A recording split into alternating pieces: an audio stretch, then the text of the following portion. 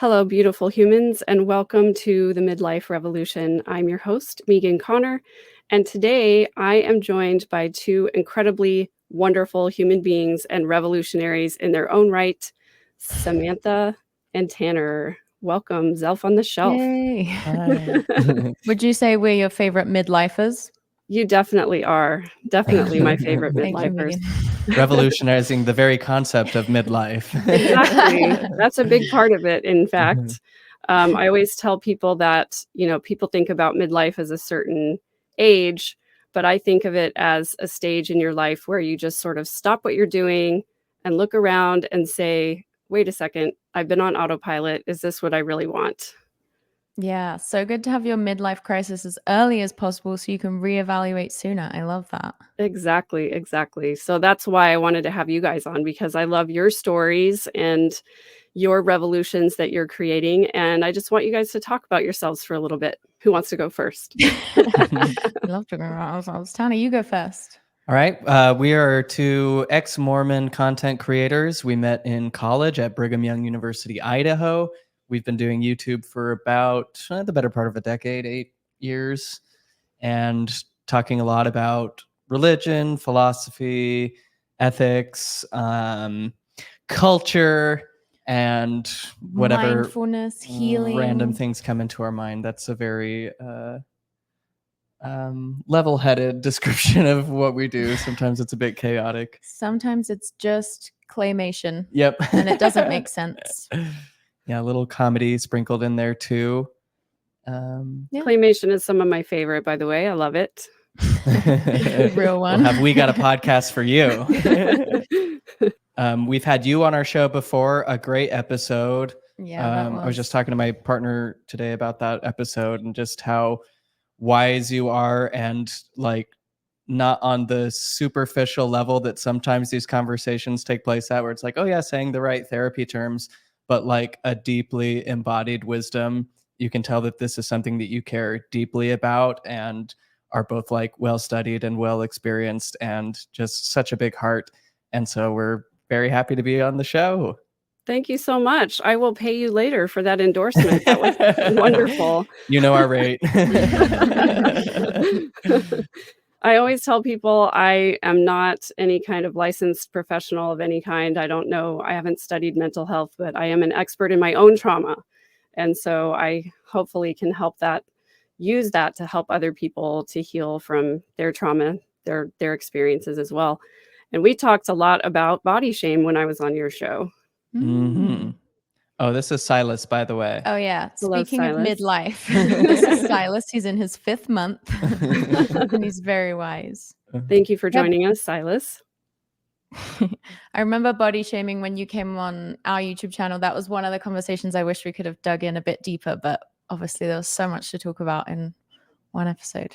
Yeah, there always seems to be so much to talk about and so little time. And the two of you are so intelligent and well-spoken, and I really appreciate our conversations together. And so who knows how long, this will go on. Days, At some weeks, point, we're months. going to need to eat and sleep and everything, but we could talk for a really long time. Woohoo! Yay! Yay. So what would you say would be sort of your turning point for each of you when we talk about, on the midlife revolution, we talk about just sort of a time when you sort of wake up from the treadmill life and you start to sort of question whether or not the things in your life are what you really want for the long term. And so maybe each of you could say what that moment was for you, or at least one of the moments. Well, I love that you called it the treadmill life, because my treadmill moment was literally as I was working for a treadmill company selling treadmills. So true. And it just felt like such a perfect metaphor.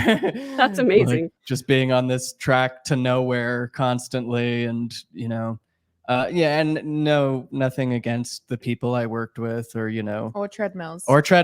As home fitness is cardiovascular great. improvement device. But for me, I mean, this was all like the church stuff had all just happened prior, where I realized after a long, prolonged investigation into the truth claims of my religion, after having graduated a church university and gone on a mission and the works, and having had all that crumble, I found myself, working in this office, looking up at the mountains, and every day from, from the light of day to the dark, just being stuck in this building going, what am I doing here? And got to the point where I was actually like kind of being like, I don't know that I want to be here at all. Like this just doesn't seem worth it. And, you know, I realized that a lot of people have jobs that they don't necessarily love and they have to work in an office all day. And it's, not the worst thing in the world for everybody. But for me, I just knew that there was something. Well, I didn't know, actually. I think I was just really, really scared and being like, I don't want to do this. And it was through lots of conversations with lots of people, but I remember specifically with a friend and kind of a mentor who I called just in a moment of deep panic. And he said to me, like, you're a maker. You need to be making things. You need to be self-expressing. You need to be around people who are creating things. Like, do it, take the plunge. Like, this is your escape out of the rat race, and you just have to like do it. And that was definitely a turning point for me. Yeah, that's so excellent. And I think that when we're raised in, the Mormon church, we're raised to search for meaning and purpose in our lives. And so when the church aspect or the religious aspect of it goes away, I think a lot of us are left wondering what is the meaning of life now? What is my purpose now? Who am I now? And we all have to ask ourselves those questions. Yeah, and when for me, like a lot of people, they do Mormonism and they do other things. For me, Mormonism was like the only thing. I had other interests technically, but only in as much as they were useful to the church. And all my creativity and self-expression was all, church oriented. So when that went away, I literally had nothing. And maybe I could go do a normal. I couldn't do a normal job today, but I don't. You could not. But maybe if I had a better established sense of purpose or was pursuing something more aligned with my creative interests, but I just didn't even care up until that point. And then I found myself like, oh, I built this whole life for myself that I don't like or enjoy or care about at all, simply because there was just this one thing that I was serving. And when that went away, I had nothing. Yeah, I feel like, despite its impact on our financial stability, like we did get lucky in the sense that our getting off the treadmill moment was while we were interns right after graduating college. So I feel like that sort of helped, you know what I mean? Well, I guess your next job, the treadmill job, was right after that. But yeah, it does feel kind of like a blessing in some ways to have your whole worldview fall apart in your early 20s, because that's a time when like we didn't have responsibility, so we were like able to embrace a level of flexibility and at times poverty that you wouldn't be able to do if you like had a family or definitely more responsibility. So that was kind of a gift. Yeah, so you were still kind of establishing yourself as human beings anyway, and still kind of establishing your life and your goals and everything. So maybe it was a little bit of a blessing that it came so early, because first of all, you had so much more time in the future to look forward to, but also you hadn't really put down roots that needed to be pulled up when you left the religion. Yeah, we both had, like well-paying copywriting jobs that we were quickly realizing we weren't going to be able to survive in for very long. That's kind of just an interesting note that we had the same job and we were both just dying in our jobs. Yeah. So Samantha, can you talk a little bit about your treadmill moment? Yeah. Although I'm sure it's not going to be as literal as Tanner's. I also worked for a treadmill company competing. So I wasn't raised in Mormonism. I converted at 16. But all through growing up and then I suppose at BYU Idaho, I was very committed to academic success as sort of like an anchor, and especially growing up in England, it was sort of like my whole sense of self and safety was found in academic success. And then, leaving the church and having our whole worldview pulled out from under us. It really did just make me evaluate everything, and also starting to get a sense of like the world of work and realizing like for whatever reason, like the commitment I had to academic success like didn't transfer to the world of work, where it just felt like so much of what I was doing was just kind of meaningless or busy work, which I know is something so many people struggle with, just feeling like the work you're doing is a bit I don't know, sort of abstract, or you don't feel like you're meaningfully contributing to the world, and that like really can eat away at you. And I feel like when you still have Mormonism in your life, you're like, well, this is just a job, and my ultimate purpose is to serve God and to lift up the kingdom and all those things. But then when that was pulled out from under me, I was like, well, like the work I choose to do is kind of everything, like the contribution I make to the world matters now, or it matters way more than it did before. Also, I feel like my treadmill moment really, if I'm being honest, just came by virtue of the fact that I just like have never been able to thrive in like a structured working for someone else situation. Like I've had a million jobs throughout my life and have just struggled in all of them, however much I like wanted to do well in them or was like technically good at the actual work. I just found like the environments of just like having to like sit in a certain spot for 8 hours a day, and like I just found all of that like honestly impossible. And I'm like I'm hearing myself and I'm imagining a lot of people being like, okay, lazy millennial thinks they have ADHD. I am diagnosed with ADHD, if that's worth anything. But yeah, I think again, when I was younger with academics, doing well in school, I was still young enough to where my ego was so wrapped up in it that it had like this, it all felt naturally worth it to me. But then I just didn't get like the egoic boost out of a job that I got when I was younger and like trying to be the top of the class or whatever. So it just suddenly, yeah, I feel like I'm waffling a lot, but basically I've always been bad at jobs, and I have to unshame that because I've tried. I always had jobs. I wasn't someone who like, always got a free ride or anything like that. But I also feel like it's really hard to go from, like you were saying, when you're in the church and you feel like your higher purpose is like preparing for the next life, and you're literally getting ready to have your own planet. It's kind of hard to go from that level of meaning to just working in a cubicle every day and possibly doing paperwork and things like that. And I totally identify with the ADHD aspect of it, because if you're not motivated to do something, if it's not interesting to you, that's when the procrastination comes in. And then you just don't do it. You don't want to accomplish it. And I think, honestly, it's really not the millennial thing. I think that millennials get such a bad rap for being quote unquote lazy or not wanting to do quote unquote real work. But a lot of the time, if you're going into a corporate job, you're asking somebody to kind of push paper around and report to someone else on kind of menial tasks. And you don't really feel like you're a part of something important.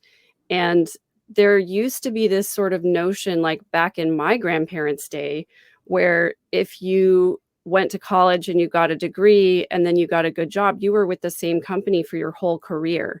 And you felt could like you were actually buy a house. And no, exactly. Our generation is like the first generation just saying something about it, because we're not getting the same consequences. Like we don't get to be homeowners. We can have great paying jobs and it's still like it's not yielding the fruits it used to for our parents or grandparents.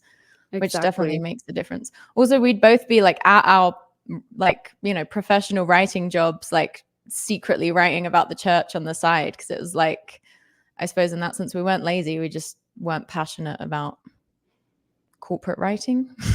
Exactly. And when you're a writer and you're a creator, you want to write about things that interest you and that you're passionate about.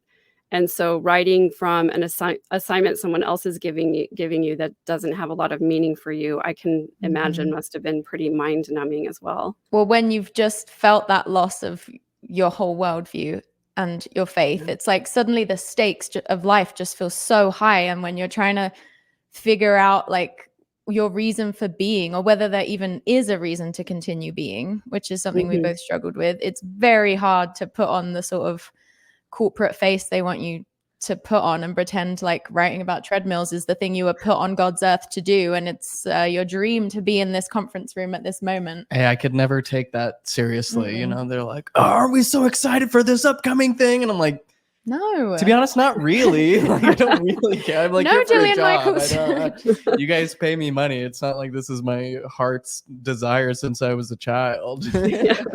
Tanner, we You're are so lazy if you excited think because we've totally rearranged the buttons on the treadmill and we want you to write all about it. That's literally it. That was it. That was the job. You did slay, though. I read your copy.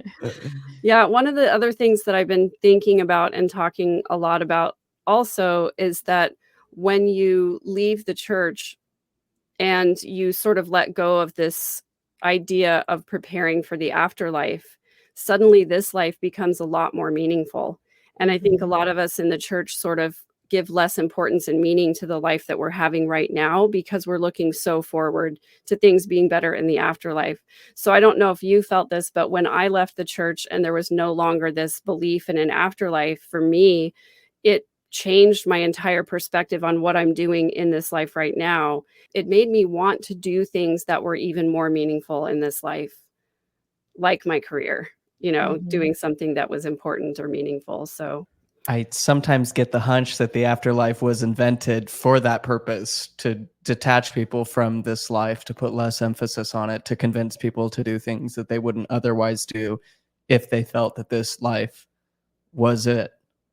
yeah, I agree with you on that. And also to sort of diminish the pain. It's sort of like that opiate of the masses idea where if what we're going through in this life is unpleasant or difficult, we can just dismiss it away by taking the drug of, well, things will be better in the next world. Yeah.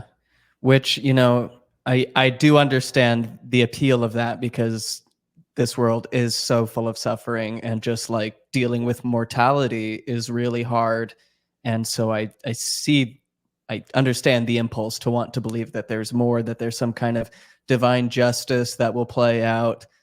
But I think what that ends up doing is, procrastinating the day of our living, as it were. Like, rather than fully grieving, the pain and the suffering and the loss, we just put it off, and then we never actually confront life. And because we're not confronted with our own grief, we also miss out on the joy that's the flip side of that. Because if you live in the awareness of grief, of mortality, of loss, then all your joy is like through the roof every minute. Well, not all the time. It's not, it sucks, a lot of it, but also it informs that. So, when I'm spending time with a loved one, I'm really trying to spend time with a loved one, because I know how precious that moment really is. And knowing that I'll have to grieve the death of my friends, of my family, informs the way that I interact with them, rather than being like, oh, well, I'll see him when I see him. We'll have eternity to hang out. Or like, how can I earn spiritual brownie points from this interaction? How can this secure me up a bigger mansion in heaven? Right. Yeah, exactly. I think it does help me to savor the relationships that I have and prioritize time with quality people, and to not put things off for later and say, oh, yeah, we'll connect later. I have forever to deal with that. So it does change your perspective. Can you each talk a little bit about some of the small changes that you began to make after your transition out of faith, and what were some of the small changes that you made that ended up being really important? I have a treadmill related story. That's crazy. Way to keep us on track. Wow. So we both went through like a very depressed, nihilistic phase after leaving the church. And I can't remember how long I'd been in that phase for, maybe about a year, of just feeling like life had no meaning. And yeah, I just couldn't find any joy in life, except for I did get a cat called Clickbait, and he kind of brought me back to life, having another living thing to care for. That started a snowball effect of imbuing my life with meaning again. But I remember about a year to 2 years, probably a year and a half after the complete collapse of our faith, I started listening to this podcast called My Dad Wrote a Porno, which is just like this comedy podcast in the UK. And the podcast was so good and so funny that I just remember thinking in my mind, I'm going to want to binge this constantly. So I might as well like move my body while I do it, because I can't sit still anyway. So I was like, I'm going to listen to an episode a day. and go to my apartment gym and walk on the treadmill for the length of that episode, like 30 minutes. And prior to this, for like a year, I just like, I hadn't been moving. I hadn't been like treating my body right. I just wasn't motivated to like live a healthy life physically or spiritually or emotionally or anything. And just starting to do this 1.5 hour thing every single day was like my entry point back into life again, as silly or not silly as it might sound. Number one, obviously, like the benefits of moving for half an hour a day can't be overstated, but it was like I had this anchor, you know, I had this promise I would keep to myself every single day. And I didn't just immediately make, you know, everything wonderful, but it's like if you can just start with one thing, then you naturally usually do build on top of that, because you start like believing yourself to be capable. And you know, even just getting some good endorphins every day, I'm sure, was lending itself to me then having other ideas about how I can enhance the quality of my day-to-day life. And I was lucky enough to be freelance writing at this time. I was doing like SEO blogging, which was also soul destroying, but in a different way, where I could keep my own schedule. So I was kind of able to like build my life brick by brick at that time, which I feel grateful for. Yeah, I'm definitely a fan of the just change one thing Yeah. instead of trying to get overwhelmed with a list of things that you want to be different in your life. So I love that you just did that thing and that led to other things. And also, I liked your comment about, you know, the SEO being freelance. While the work itself maybe was a little numbing, at least you had some time freedom. And I Mm-hmm. think that not enough people appreciate how much time freedom has a huge impact on your life, because then you have the ability to sort of work on other projects, or to at least have some differentiation in your day, Mm-hmm. so that you're not constantly on the same exact schedule every day. So if you have a job that you hate, but at least you have time freedom, that's a lot better than just a job that you hate at a location that you hate. Yeah, so true. Time freedom is everything. And it is stressful and frustrating the way our current systems are keeping people just, I mean, they're giving all of their life force to companies, their precious life energy. And then people are so drained after. And I did end up like going back to an in-office job for like 4 more years. But I that feeling of like you've technically done a 4 days work, but really you've kind of just like mindlessly sat in an office for 8 hours, even if you've done some work in that time. And then you just have nothing left to give at the end of the day. So you don't have the ability to like turn things around, it feels like a lot of times, because you're understandably just completely sapped. That's a hard Right. situation to be in. Yeah. And I think that the remote situation, if you're lucky enough to have a job that's remote, even a couple of days a week, it gives you the ability to, like, I can be at home and tidying while I'm listening to a conference call. I don't Mm-hmm. have to be just in my cubicle focused on something. And I've had a couple of jobs where there wasn't enough work to do, and that's one of the situations that I'm in right now, and that in itself also is equally terrible and Mm-hmm. mind-numbing, but at least I can work remote a lot of the time, and then I can be working on other projects like this instead of sitting at a desk waiting for something to happen so that I can have something to do. So I Mhm. appreciate your standpoint on that. What Yeah. about you, Tanner? What was something that was a small change you made that maybe later led to other things that were super important?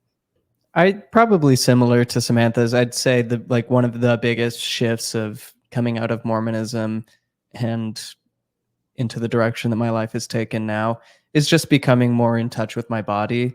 And like in Mormonism, my body was always my enemy at worst, or just like, I don't know, sort of an inconvenience at best. Like it was like this thing I had to deal with until I get back to heaven. And in the meantime, just try to like, mm, punch in the clock and do the things and make God happy. But realizing that like my body, my experience in this flesh vessel is it. Like it's for me, it's always gonna be this.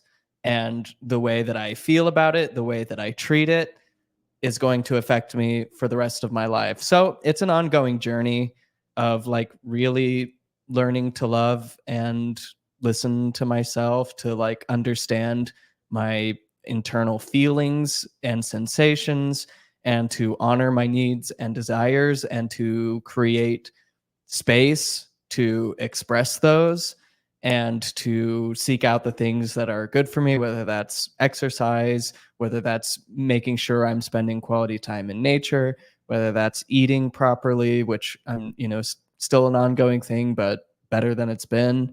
And so, yeah, I'd say like embodiment is the word of the day for me on that one. Yeah, I feel like we get taught so much in Mormonism to dissociate from our bodies and to be ashamed of our bodies because they're just basically a sin factory. Yeah. Whether showing my corn shoulder over here, or whether trying to deny ourselves of basic normal human developmental needs. And then also we get taught to dissociate from our own feelings and to basically reassign our feelings to be some kind of a spiritual meaning or a connection to the Holy Ghost. And I don't know if you guys have read this, but I just finished reading Jeanette McCurdy's I'm Glad My Mom's Dead. Best book. So amazing. And she talks about that, how like she was, as an 8-year-old, so looking forward to hearing the voice of the Holy Ghost and praying for it actively. And I want to hear it. And I can't wait to hear it. And then when she did hear it, what she was attributing to be the Holy Ghost was actually OCD. And it turned into these behaviors, these obsessive behaviors, but she was glad for them because she thought that was the Holy Ghost telling her what to do. And so in Mormonism, we get taught that there's so much importance on this other voice that's coming from God, and we stop listening to our own instincts and following our own instincts about what we need. And it sounds like you guys can identify with that at least a little. Definitely. Yeah, it definitely has been, I mean, a decade-long process to get more in touch with my body and feelings. And because I feel like, one thing we've been talking about a lot lately on our channel is unshaming work. And I feel like you can't you can't connect with yourself at the deepest level if you won't like allow yourself to remove the shame that covers a lot of the feelings and desires and thoughts and stuff that you have. Because you can't bring like the level of curiosity you need to understand yourself if shame is in the way. Yeah, I think it's such a big part of the gospel of, the LDS gospel is like being ashamed of who you are, because even though the LDS church talks about, you're pure until you're 8 years old, I feel like there's still a lot of shame attached to behaviors before you even get baptized. And it's like you have to be clean in order to get baptized. You have to pass that interview. So you have to tell the bishop that you're already, that you're doing everything right. And if you're not, there is just basically that shame. The whole thing is shame-based, so we have to go repent because we're inherently bad. And we're never going to be as clean as we were on the day we were baptized. And so then we get to be ashamed of ourselves and our actions and our bodies and everything for the rest of eternity, and have this constant need to repent. So I don't know what your experience was, but when I finally signed the paper to resign from the church and sent it off, I literally did feel shame leaving my body. I felt like this huge relief and release also of all of the parts of myself that I had repressed or been ashamed of, that now I could finally allow an equal seat at the table. I could finally welcome those parts of myself and not feel ashamed of them anymore. I don't know if you had something similar like that. I got chills when you said that, just because it was so relatable. I always say that I felt like there was this tight rope just knotted in my stomach for years, that I had just like gotten to the point where I didn't even notice. It was just like a regular just aspect of me. And then when I left the church, I felt it just like release, and I felt relaxed for the first time in as long as I could remember. It was a huge weight that was lifted, and not just because like, ooh, now I can do any bad thing I want. It was just like, I'm okay. Like, they've been telling me I've been sick, and they've been, you're horrible, you're sick, you need us so that you can be worthy again, so that you can be pure. And that was all just malarkey, to borrow Mhm. Yeah, it's pardon. like they say that people leave the church because they want to sin, and if I had to, like, reframe that, it would be like, "No, I left the church so that I could love myself." Yep. Mm. Yeah, I had truly this love myself, others. Like, it was like, oh, I don't have to shame myself. I don't have to shame other people. I don't have to force people to try to live the standards that I'm trying to force. Like, we don't have to do any of this. right. A few guys over in Salt Lake, but not me. This isn't making me a happier, healthier, more loving person. Right, exactly. And for me too, it was an opportunity to finally listen to the ideas and experiences of other people authentically and give their ideas and experiences validity and meaning rather than dismissing it and saying, well, oh, aren't you cute? You just don't know the whole truth, Mm. so condescending. It's such a treat to be able to listen to the experiences of others for the first time. To accept other philosophical ideals and other religious ideas and other tools from other spiritual modalities, to be able to look at them and say, oh, there's some value in that. There's something important there. I like that idea. I think, that's valid, rather than to just dismiss it because it's not the ideal that we got taught. Hmm. Didn't So, come from Salt Lake City, Utah, so therefore can't possibly be true. yeah, if an old white dude didn't say it from the pulpit, then it's not valid. Doesn't count. It doesn't count. I had this one really powerful moment actually when I was sort of reviewing some of my shelf items, kind of going back and thinking, like, what were some of the things that made me start questioning my faith. And I think the biggest one for me, or the first big one for me, was the November 2015 policy when that came out. And I remember having this really emotional experience when the policy was read from the pulpit, because at the time I was a choir teacher and I had been bringing my students to church to sing on Christmas and Easter. And I taught a lot of LGBTQ students. And I was thinking to myself, how can I now invite them into the church knowing how harmful, how openly harmful the church is towards the LGBTQ population?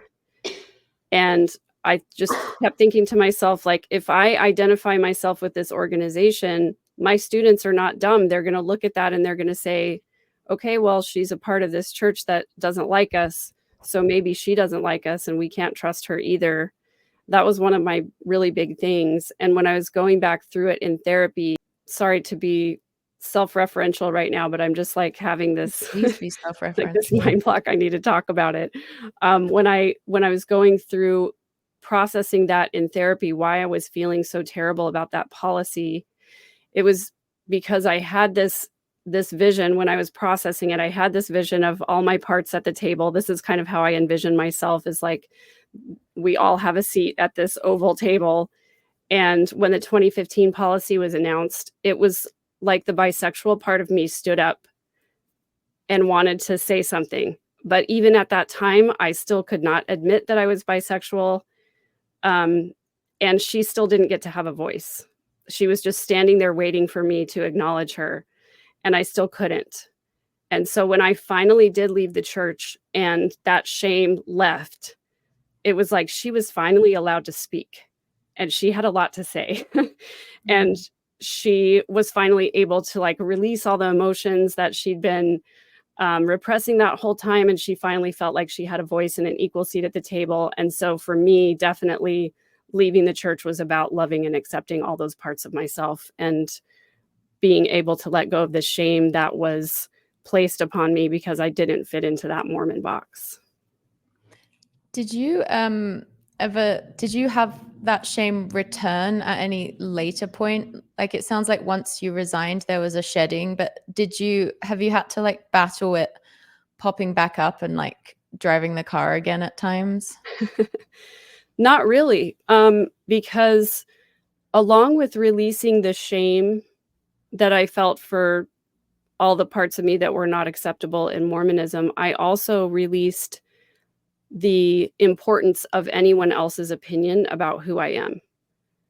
No longer having to report to a bishop to be declared worthy to go to the temple, and no longer having to talk about my experiences in an edited way in church. Now I can talk about my experiences in a completely unedited way with a brand new lens of there was never anything wrong with me. What was wrong was the culture that I was in. So the shame that I felt in the past came a lot from, me shaming myself for not fitting in, but it also came from having to report to other authority figures, knowing that I would be unacceptable to them and to certain family members and things like that. So I wonder that for you guys too, about not having to feel like you had to ask someone else for your worthiness. Did you feel a level of personal worthiness return when you finally left? I feel like that had to have been more of an intense phenomenon for you because you were raised in it. Yeah. And, I, in the church, had strived really hard to be worthy in all aspects. Like, I always had a temple recommend, always took the sacrament.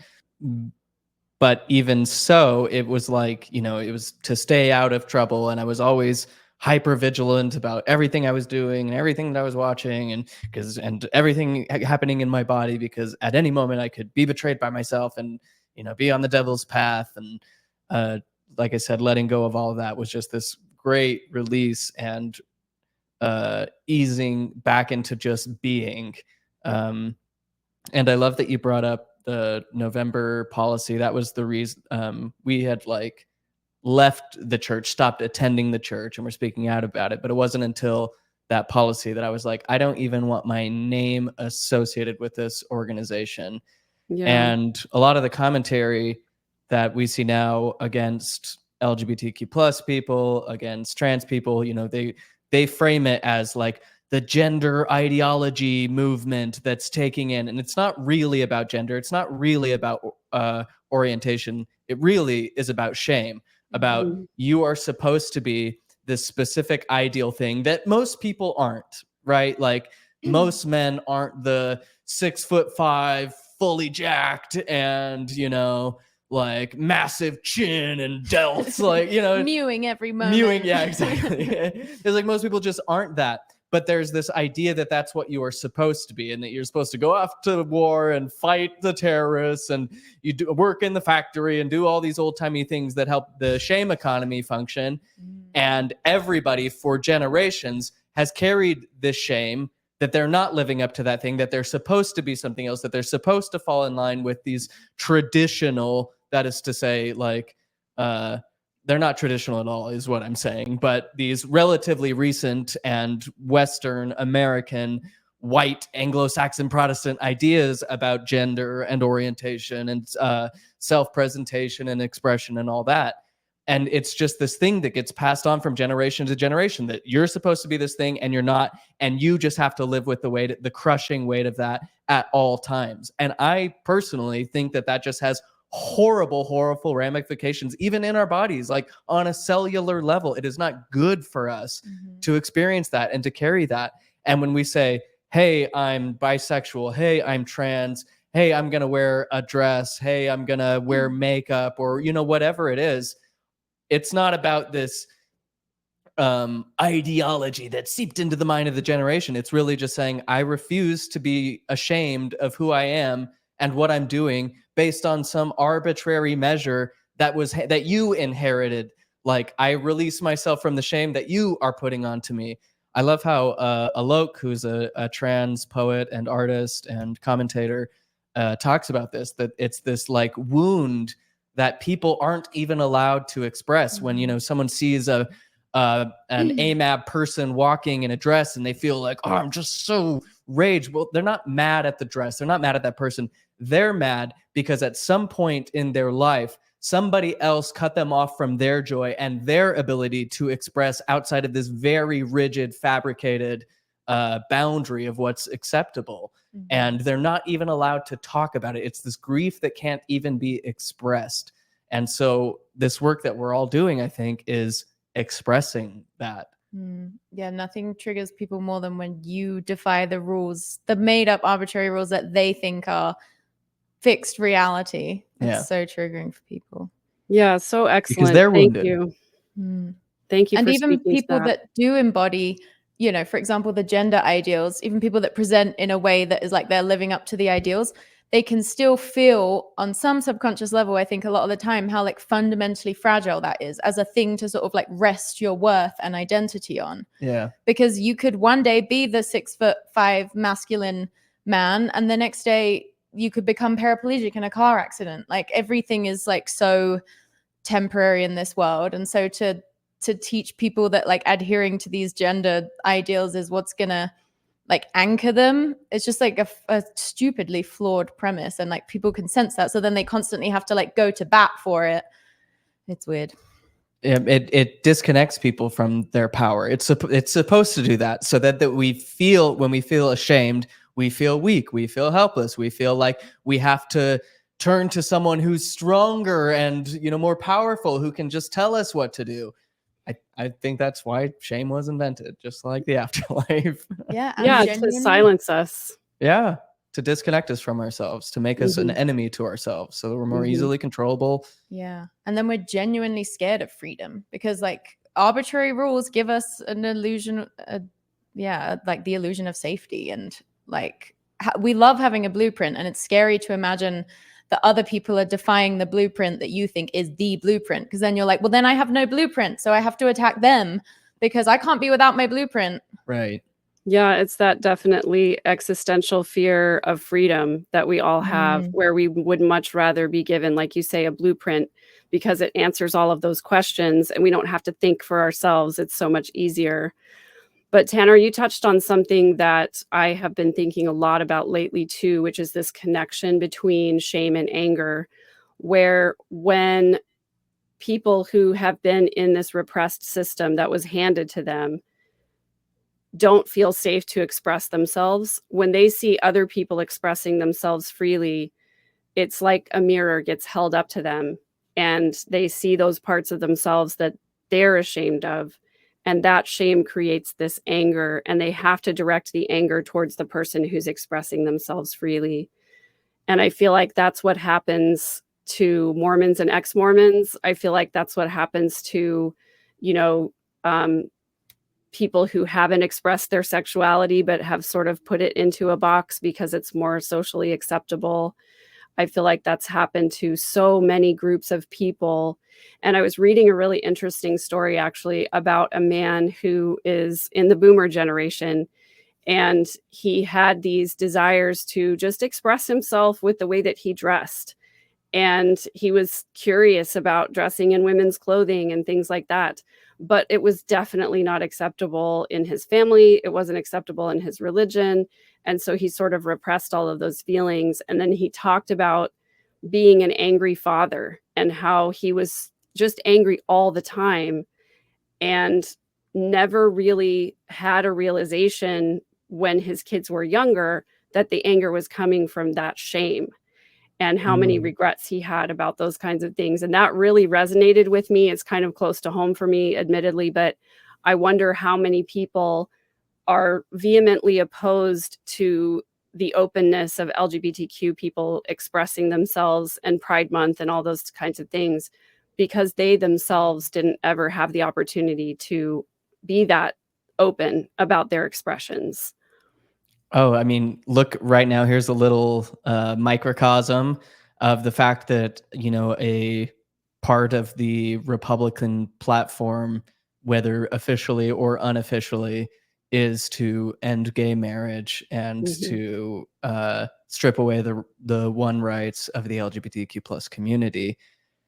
And then you look at how Grinder is crashing in Milwaukee due to the huge surge of people, men, Republicans in Milwaukee for the RNC convention, that there's so many that it's crashing the platform. So you're like, what is it that you have this big group of people who's focused on eliminating rights for this community while they are secretly and ashamedly trying to live out those experiences? So are you saying that the platform is crashing in Milwaukee just because the convention is in Milwaukee? That's so crazy. Yeah, there were. 'Cause there's Yeah, so many right. gay Republicans. But of And course, it's because Antifa was sneaking into Milwaukee and starting up Grindr accounts to make it look like Republicans. I heard about Antifa in a while. I have to say too, it's always stunning and shocking to me, and it shouldn't be because it happens all the time. But it seems like the politicians, whether they're Democratic or Republican, who are so vehemently opposed to LGBTQ rights or whatever it is, that it then comes out that they're actually gay, or they get caught doing something inappropriate or whatever the case is. In Democratic circles, I think it's more often the affairs that come out and things like that, but they're just so vehemently for like traditional family values, and then it comes out that they're just like the rest of us. They're not to be held up on a pedestal. I'm always surprised that I'm shocked by it because it keeps happening over and over and over. I also really like the example you just gave of the story of the dad who wanted to wear women's clothes, because I feel like that's an example of how, like, it's a relatively small thing, him wearing women's clothes. Like, the clothes we wear, relatively unimportant, though they do carry social weight and stuff. But just because he wasn't able to give himself permission to do that small thing, it like turns into this massive festering wound that has all these unintended consequences that are, you know what I mean? Like, it's something that could, if we just unshame everything, something that could just be so relatively small turns into a way bigger beast. But we think that by shaming ourselves, we're like containing the beast, but really we're just like giving it more life and more power over our lives and other people. Yeah, exactly. The message that I took away from that is how dysfunctional we can become when we don't address whatever it is that we're struggling with, when we repress it or when we try to push it away or dissociate from it. And it's exactly as you say, we're not taming the beast, we're feeding it. And we're also locking it in a cage. So that whole time it's getting bigger and bigger and fiercer and fiercer. And eventually it takes over our entire psyche. It's sort of like that Jungian concept of the fact that if we don't look at the shadow, if we don't address the shadow, if we don't accept the shadow, then the shadow becomes our psyche. It becomes who we are. It's like you always hear Mormons talk about how, if they didn't have the rules of Mormonism containing them, let's say the law of chastity, they would just be crazy. Like, I don't know where I'd be without this. They just think they'd be, because then it's kind of like the same principle as intuitive eating, where it's like if you're restricting your food for long periods of time, then you feel like if you ever let yourself just like eat whatever you wanted, you would just binge forever and ever and ever. And like in most cases, that's not true. You would just like restore balance within yourself and learn to listen to yourself better, and like things would be healthier, and you'd actually think about that thing less. Like, nobody thinks more about sex than people in purity culture, but their false concept while they're in it is just like, it's this dam waiting to burst, and if it bursts, it's just going to get so nuts, when actually if you just give yourself permission to do things that are not harmful and perfectly healthy, that's it. And then you have more bandwidth for other things like your work or whatever that may be. Exactly. And that makes me think of, these word of wisdom issues and how physically unhealthy a large population of Mormonism is. I always used to joke that sugar is the alcohol of the Mormon world, because whenever I come to Utah and there's like a bakery on every corner and soda shops popping up everywhere, and when you even go into a restaurant, they have a huge bakery counter, a dessert counter, or whatever it is. And it just feels like this substitution of like, oh, we're not allowed to do all these other vices, but we can have as much sugar as we want. We can become addicted to it, and we can be overweight, and that's just fine.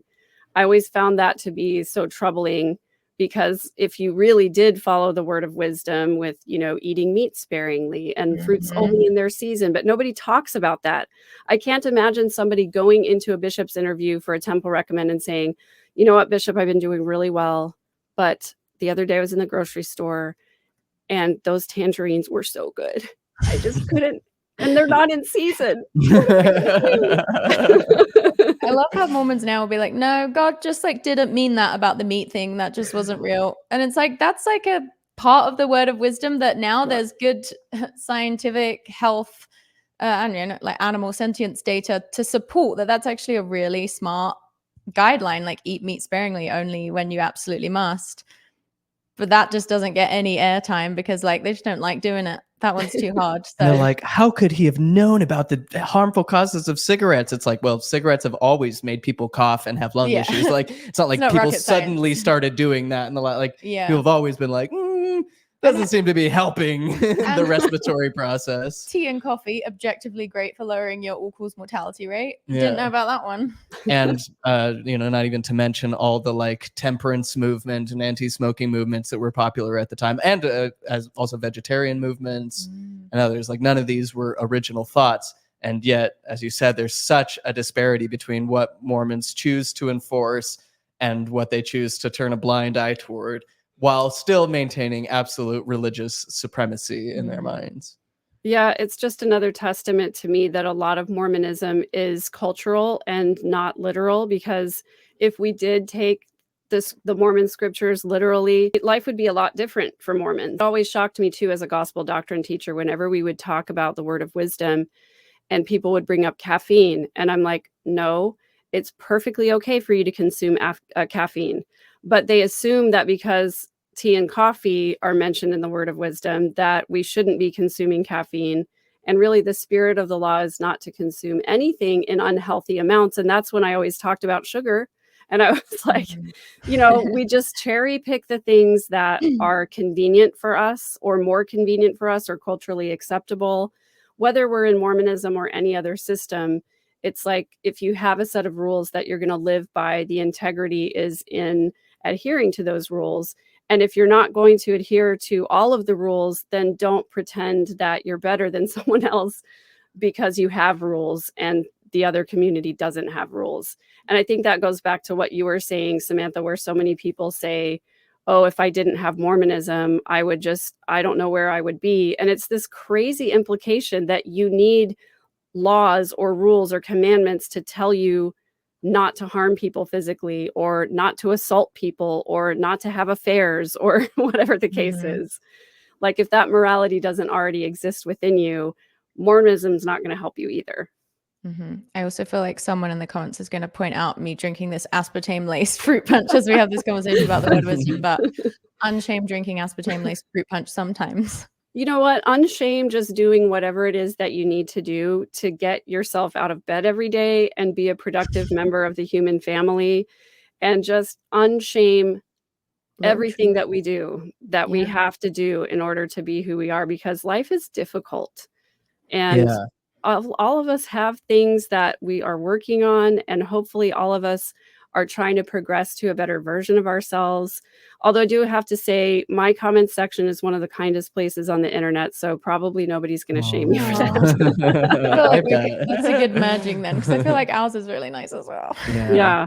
Based on the comment you just said, I think another good thing is just unshaming the fact that perfection is not real and is not something we should be aspiring to. I think it's good to have a growth mindset in life and to have goals and to, want to be healthy and successful and all those things, but not if we're just seeing ourselves as this like continuous project that needs to be fixed and fine-tuned. Like I feel like pursuing growth and change should come from this place of I am deeply enough as I am, and the goal isn't to just reach this moral purity or any kind of perceived purity. It's really, I feel like that's comes back to embodiment, and just to pursue perfection is denying the reality of the human condition and the fact that we all, speaking of parts work, contain contradictory parts. And we always hear this idea that integrity is your actions and thoughts and being in alignment with your beliefs. And it's it's just not that realistic to think that we can have that perfect alignment, because we all contain contradictory parts at any given moment. And I feel through unshaming, we can look at all those parts and then decide which ones we want to lead the meeting, versus sometimes we're giving voice to some random niche part of us that probably shouldn't be leading the meeting or driving the car, because we're like, that's the thing that needs to be fixed. But then in like zeroing on that too much, we're like sacrificing these other like more important parts of us potentially. And I Yeah. guess that's my rant. No, I good agree one. with you. And I struggled a lot with perfectionism coming out of the church throughout my entire life. And so I love the idea of having your work and your growth come from a place of just wanting to be better, but not trying to be perfect, because perfectionism doesn't exist. And when we're working on ourselves like we're a constant project, that is almost a shaming mindset as well. It's like, I'm not good Mhm. enough yet. I'm not good enough yet. I have to Mhm. keep working, rather than just to say, I love myself exactly how I am right now. I love myself exactly where I am right now. And all of the behaviors that I have make up who I am. And they're all positive because they're helping me to exist and persist in this space that I'm at. And we all have parts of ourselves that maybe are, like you say, they're in contradiction because we're so complicated, not only socially but psychologically. And being able to just accept those parts is so freeing. And it's okay to say, it's not my favorite part. I don't like it the best. Sometimes it comes out at the wrong time, Mhm. but it still is acceptable to me. It's still part of me. I still love that part. We're going to figure out how to make that part healthier and happier. Yeah, because that's the thing. I feel like you have more ability to like make certain potentially dysfunctional parts of you, or like, parts of you that have more maladaptive behavior mechanisms, healthy if you can love them, which is kind of like we've been talking about this a lot lately. Like people think that shame is the thing holding everything together, and maybe it Mm. is in some like messed up way, but it's like shame shouldn't be the thing holding you together. Yeah, I feel like that goes along with that comment of, if I didn't have rules and commandments, I would act out in these dysfunctional ways. Mm. That's because you're ashamed. Uh-huh. If you could be accepting instead, then it would be easier for you to manage, I don't know, manage those parts. I had Totally. something Yeah. better to say, but I forgot it. That was really good too. It is funny to hear that that expressed when people are like, I don't know where I'd be without the gospel. I would just be dead in a ditch, or running around crazy. And it's It's like, like, oh, you might be the you're president. telling us, like, when you hear that, it's such a sad representation, a script that somebody's been handed about Mhm. themselves. Yeah. It's like, oh, do you really think that little of yourself? Do you That really natural man is think? an enemy to Yeah, and God. it's like, do you look around the world? Is that what you see? Is that you just see like people outside the church just killing everyone and running rampant in the street? It's like, no, that's not what's Mhm. happening. Why would you assume that would be you too? Yeah. Because you have a $200 billion corporation whispering it in your ear at all times of the day, every day since childhood for a lot of It's us. way easier to find someone helping their neighbor than it is to find someone who goes out and kills people. Mhm. Like you That's can so true. find like They exist, but the tens of stats are thousands of friendly neighbors, and for every one murderer, I don't know what the ratio is. yeah. But yeah. Yeah, I also feel like the church is the one that told us that we were sick and broken and shameful. And then they're also the ones who provide the cure for that as well, right? And so it keeps us stuck in this perpetual cycle of not being good enough, but needing the church to be good enough, needing a bishop to tell us that we're worthy in order to accept, who we are. And so I feel like it's this very paradoxical thing that if the church wasn't telling us we were bad in the first place, then we wouldn't really have that shame, and we wouldn't Mhm. need the church to validate us and tell us that we're worthy. And that goes for any church, because I feel like every religion, at least the Christian ones, are the ones that tell you how sick you are and then tell you that you need Jesus to heal you. Yeah. Yeah. Today I was listening to an interesting TikTok from Gabor Mate, who does a lot of trauma work and that kind of stuff. And he was talking about how human nature is often the dialogue is around human beings and our nature. We're greedy and we're violent, and that's why we have to have systems that allow for greed and violence, and why we can't just take care of each other, because this is human nature. And he was like, I don't believe in human nature. I believe in human potential, Mm. that when people Mm. have their needs met and can be just seen in love as, by loving witness that can help them meet their needs, then their potential is actually really high to do good. But when you have these very powerful social structures that are always telling you that what your nature is fundamentally flawed, then of course it's going to lead to fundamentally flawed actions. But it's not at all representational of a person's actual nature, only their potential being deprived of genuine love and safety, belonging, and all that. Yeah. I saw a TikTok yesterday that said, if you want to know if someone's evil, or like a good test of evil is like whether people see evil everywhere. And I don't mean that in terms of like obviously recognizing injustice is like an important part, I think, of being like a conscious, good human. But it is sad how the church has trained people to, it's the church and then it's the world. And they, as we just watched in a lot of those Mormon TikToks we watched on our channel last week, like they're like lumping the world as this like one, there's just one way people are in the world, and then there's the Mormon way, which is superior. But it's like really all that's happening is like those people have been conditioned to look at things through a lens of everyone else being bad and then being good, which is blinding them to their own badness, or, you know, to like their own dysfunctions and way that they're harming others. And then it's also just like blinding them to the beauty of people and to life. And obviously, right, because like the corporation has to be the one in charge of beauty and doling it out. But it's sad because I feel like we do need like more voices in the world right now talking about how many people are doing good things, how many people are in the arena and making a difference, rather than just the focus on like everyone sucks, you know? Yeah. Another contemporary example, sorry to get political again, but it's the world we live in today. Watching the RNC convention again, vice presidential nominee J.D. Vance talking about his mother's drug addiction, which she was a nurse who was stealing drugs from her patients, using that to say, this is why we need to get immigrants out of here because they're bringing in the types of drugs that was hurting my mom. And it's like, they didn't do anything to your mom. Your mom made her own decisions. And then he's also praising her for talking about how she would literally hit with her car a kid he was hanging out with because he did drugs. And then how she lived her life with like dozens of loaded handguns all around her house.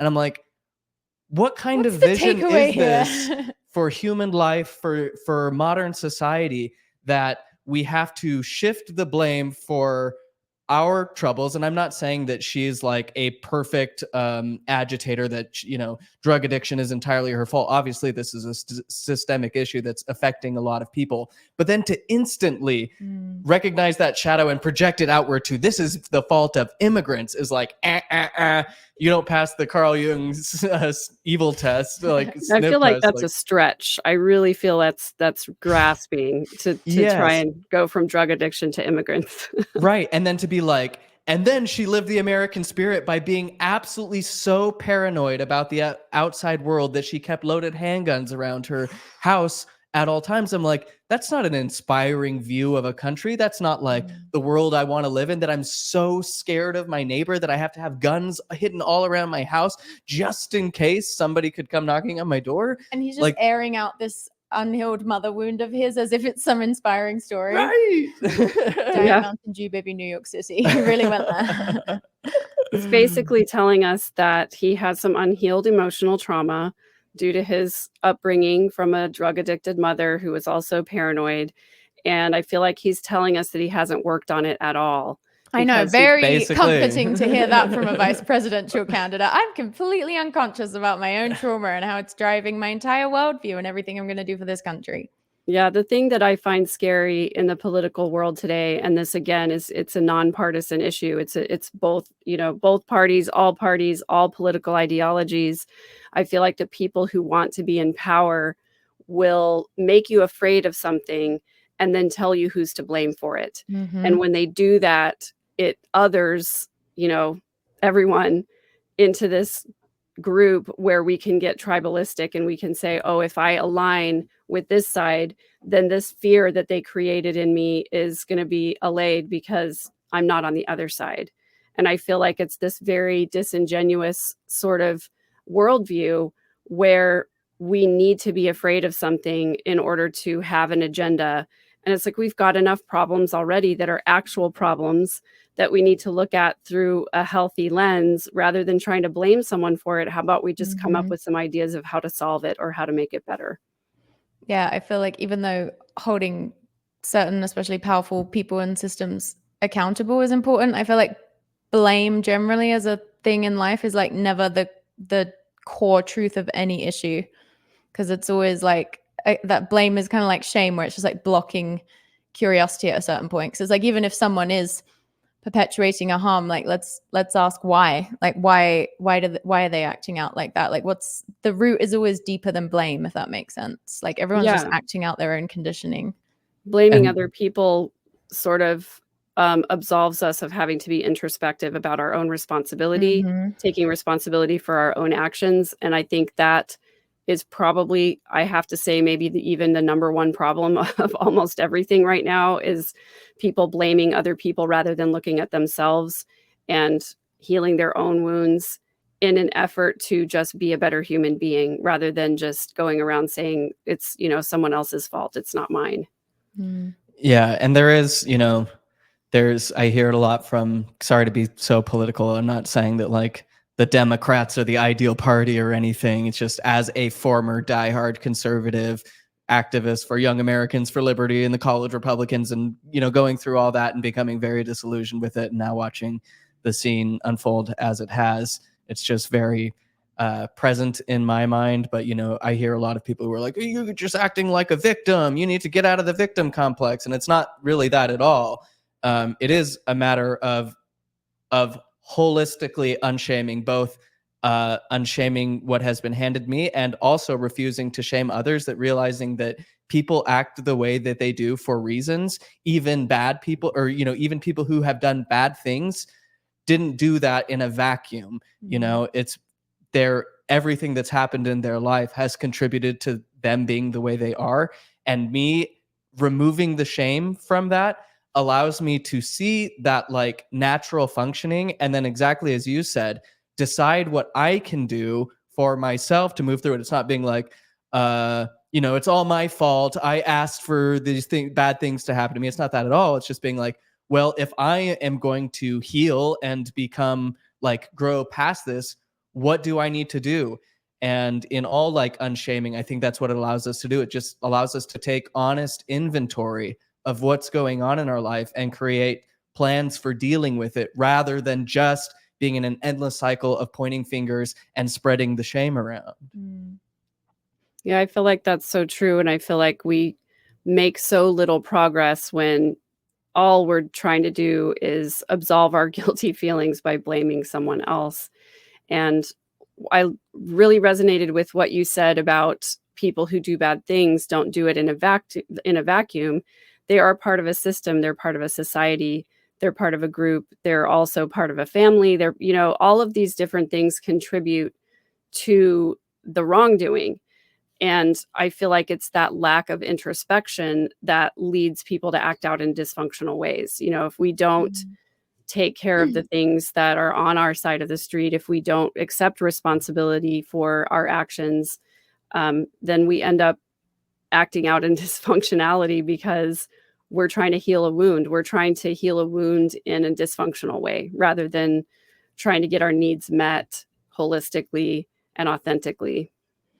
I also feel like it's so hard because it's so obvious to many of us that healing needs to happen on a mass scale, but I have a lot of empathy for, like, for example, like older people who just like didn't have access to any mental health resources, have no like faith in sort of like any healing modality, maybe outside of religion in some cases. Like a lot of people don't know where to turn for healing, or a lot of people haven't even been like convinced that healing is possible for them. Like they're not even Or turned that on it's to a the idea need. enough. Yeah. It's not even like, oh, I'm carrying this wound and I I'm can choosing either not do to. something about it, or I could take it out on my neighbor. It's Yeah. like never that conscious, It's right? like for a lot of people, it understandably, they just feel like if I turn towards that really scary part or parts of myself, everything will unravel and I'll fall apart. And like that's not necessarily untrue. I mean, there is like a falling apart that has to happen to like effectively heal, and that is scary for people.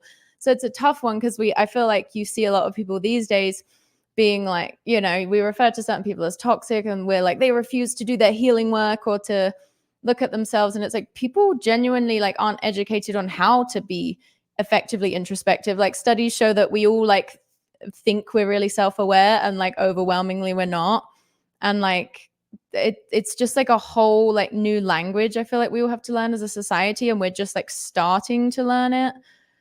So it makes it tough, because it's like you, even with some, it's like you can't impose any shoulds on anyone else, because it's like if someone literally doesn't even believe that healing is a thing that's possible for them and can enhance their life, like how can we blame them for that? I feel like I just sort of like stumbled my way into healing through taking drugs, which like lucky, but you know, everyone's not gonna get that. They never talk about the people who got into drugs and got their life together. I know, seriously. My apartment's That's right. We only talk about the people whose lives ended or were horribly damaged by drugs. We don't talk about the people who whose lives changed for the better. Created entire claymation podcasts because of them. Really important to distinguish which drugs we're talking about, I suppose. Yeah. I suppose that's true. I do like what you said, though, because I do think that your generation, and the only reason that I refer to you as a different generation than mine is because I have a 28-year-old daughter. So I feel like it's sort of in the same genre, the same number of years or whatever. But I feel like my children's generation and you guys are the first ones who really have healing as part of your vocabulary organically. I feel like even my generation, my parents' generation, were maybe some of the first people that started to break cycles of generational trauma, because up until this point, we didn't have really good, safe mental health modalities. We didn't have effective drugs that could help people with depression and anxiety. It wasn't a conversation to be had. In fact, a lot of the treatments in my grandparents' generation were harmful and set mental health back, probably decades. And no so wonder they don't want to go to therapy. Yeah. There was this huge stigma about therapy. And I remember as a teenager asking my parents, can I please go to therapy? And they didn't want me to a lot of it was societal, systemic, and their lack of understanding about what that meant. And, so I agree with you. We can't really blame the past generations for not having healed or not being able to be introspective, because they didn't have the kind of tools that we have now. My hope is that people in my generation and generations prior don't look at their lives and say, I'm too old to start that process right now, or I don't know how to start that process. I talk a lot on my channel about how to heal. I talk a lot about how to start the process, how to hire a competent therapist, all of those kinds of things. And I feel like it's not a conversation that's unique to older people. I feel like younger people too have a fear of telling their deepest, darkest secrets to a stranger, and trying to connect with someone and be that vulnerable in front of somebody that they don't know. So how can you guys talk about how you started the process of healing for yourselves and what that looked like? Because there's more than one way to do it, obviously. I think psychedelics was the the gate to that. And then I feel like through psychedelics, we sort of naturally gravitated more toward like spiritual teachers that or I suppose just mindfulness teachers that advocate for stuff like meditation and healthy movement, healthy nutrition. It all kind of came together in a nice way, like finding good media that you can consume with experts is so helpful. I love the 10% Happier podcast. He brings on a lot of spiritual and just like wellness experts of all disciplines. Is that Bernie? Podcast helped me a lot. That's Banksy. Banksy. Well, so close. They've Banksy, helped us heal. Yeah. I feel like psychedelics are stigmatized by older generations a little bit because of what psychedelics were like when they were younger. And so maybe you can talk a little bit about the process of coming to that. And what I think it's important to know is that a lot of people say that the psychedelics that are available to us now, there's a possibility to do it in a healthy way where it can be as effective or more effective as years of therapy. That was definitely true for me. Yeah. Oh, same. And a lot of people I know who have spent years in therapy after one session on Mm. LSD or with psilocybin were like, well, that was better than 10 years of therapy because um, You need to be given like it's like even with therapy, it's just so hard to step outside of your normal way of thinking. You can kind of have new ideas introduced to you, and you can like tweak your lenses you look through over time. But I feel like with psychedelics, you have the opportunity to just be in a completely different headspace that is potentially a bit more depersonalized. So you can look at things with less of your ego stories coming into play, or your like wounds or your trauma, or you can like recognize how big your wounds and trauma are and how they're like coming into play.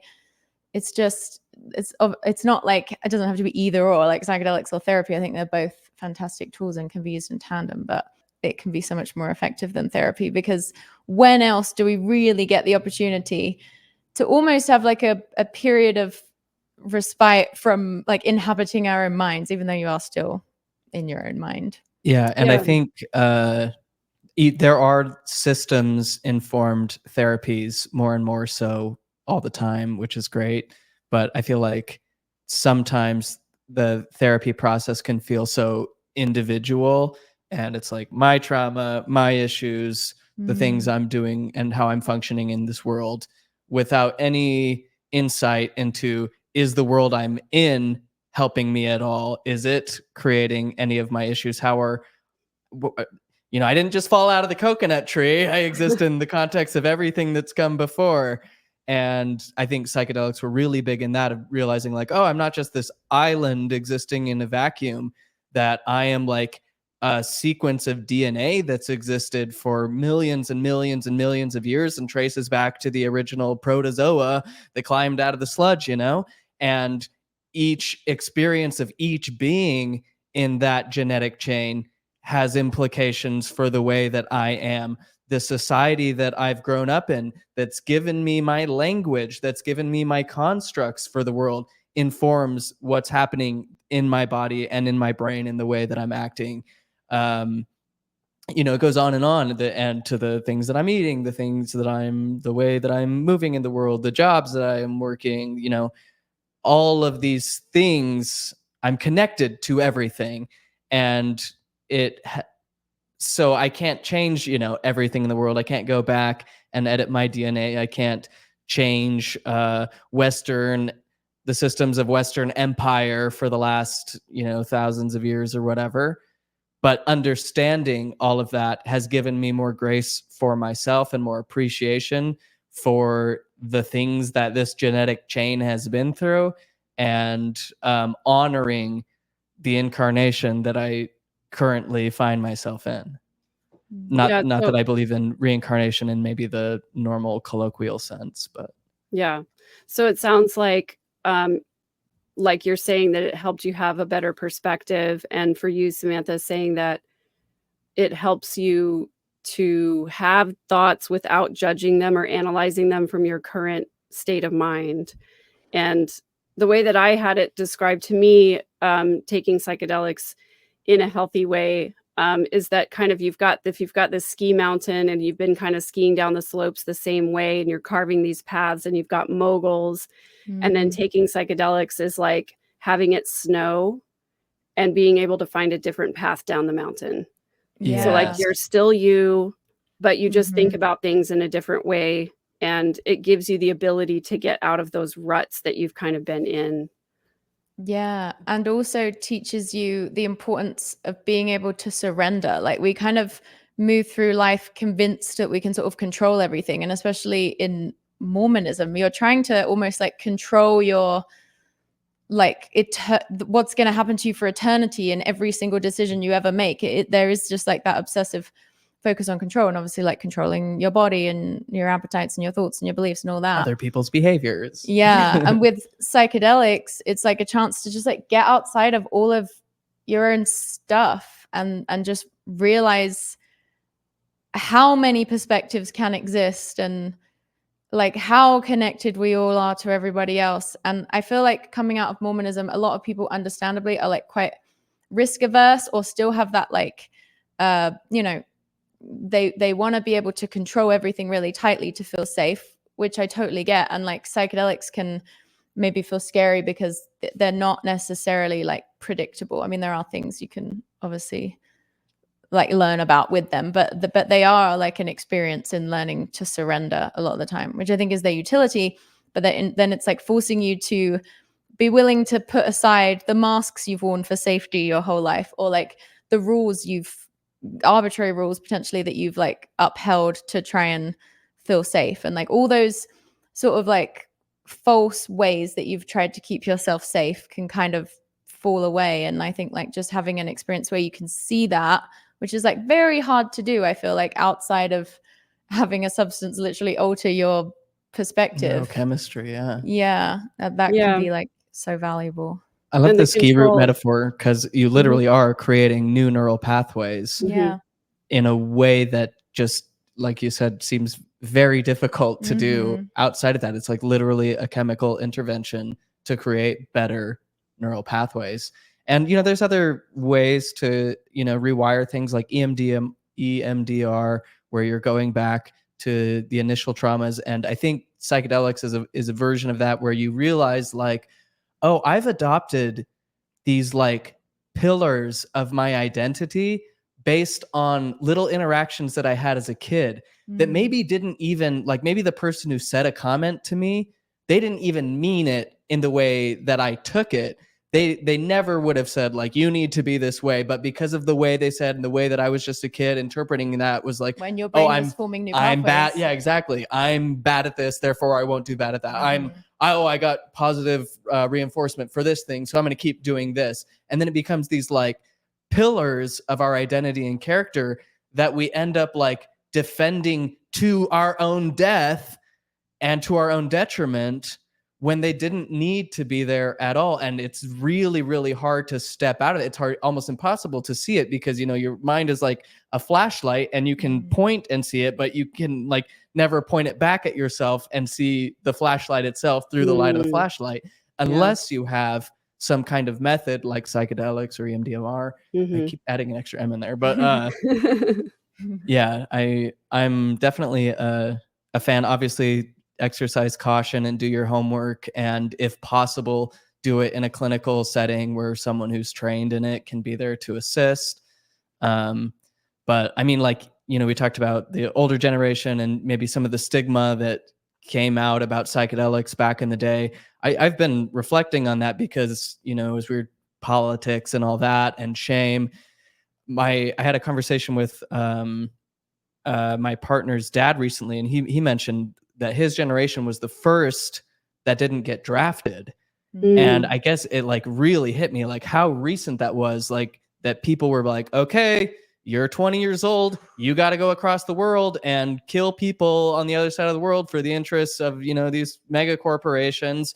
And then you got to come home with trauma, having seen your friends killed, having killed people, having committed atrocities, and you're just going to be left alone to deal with that. And which is why we see so many veterans struggling with homelessness, struggling with mental health issues.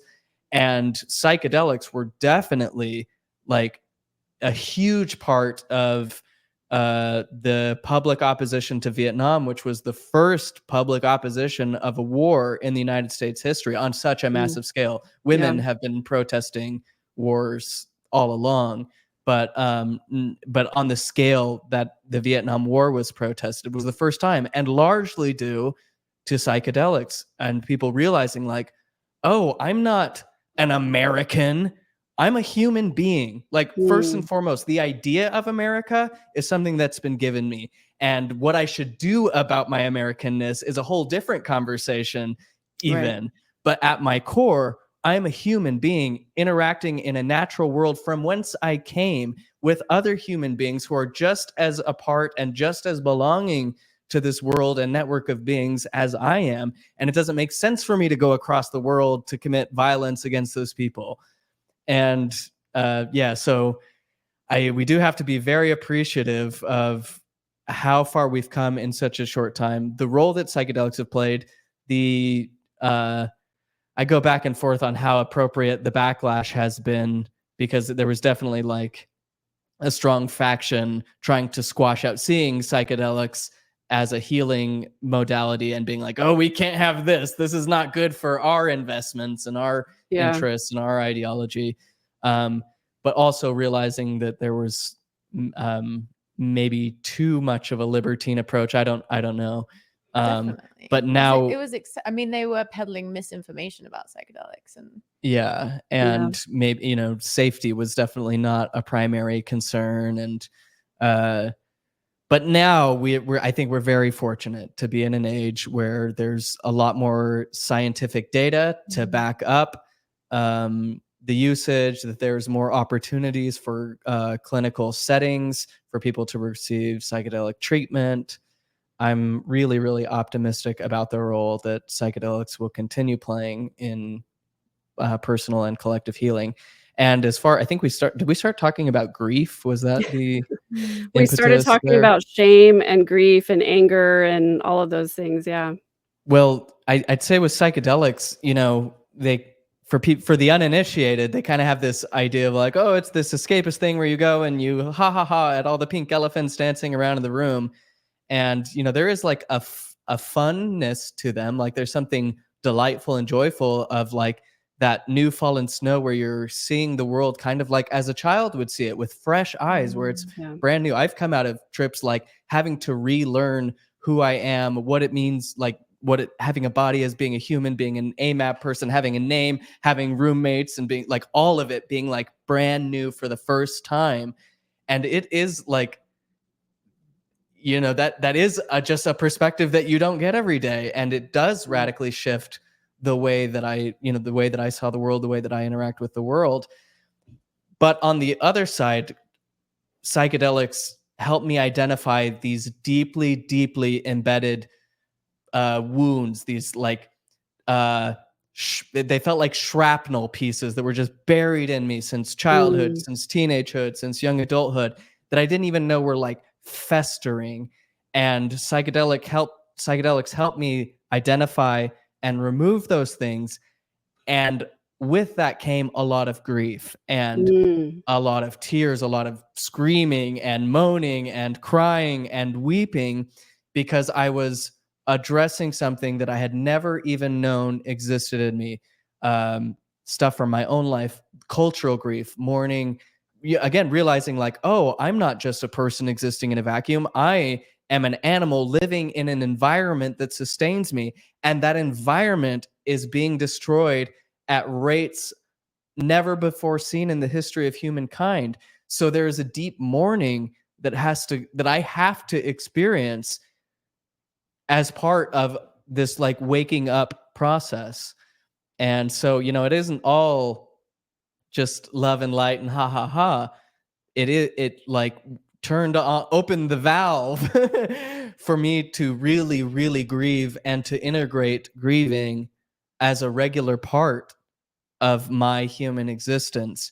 Because I think a lot of our culture is set up to disconnect us from our grief, to numb us to our pain, to help us avoid pain, to avoid our mortality, to avoid the sense of loss, to give us this flimsy sense of control over the world, when in fact, like, we have to become more acquainted with grief if we want to be mature adults in this world who are maturely addressing the issues that are causing grief in the world.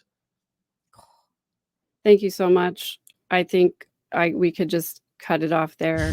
That was honestly, just make that short. That will go yeah, viral. yes, absolutely. I think that we do have a failure to recognize the role of grief in our lives and how necessary it is for us to grieve authentically, to allow ourselves to scream and cry, and to allow ourselves to feel all of the pain that comes with healing these wounds, because all of the wounds that we have are accompanied by grief in some form. It's either a loss of time or a loss of childhood or a loss of actual relationships or things like that. And I think we fail to recognize what an important role grief plays in our everyday interactions, and our desire to make life easy and smooth and to numb from things prevents us from actually grieving.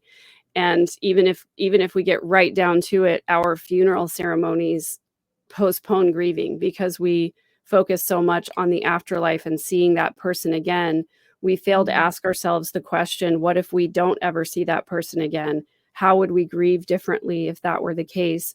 And I think it's such an important thing to address. So I'm really grateful that you brought that into this conversation, because we don't talk about grief enough. And I think it's just so crucial to address it.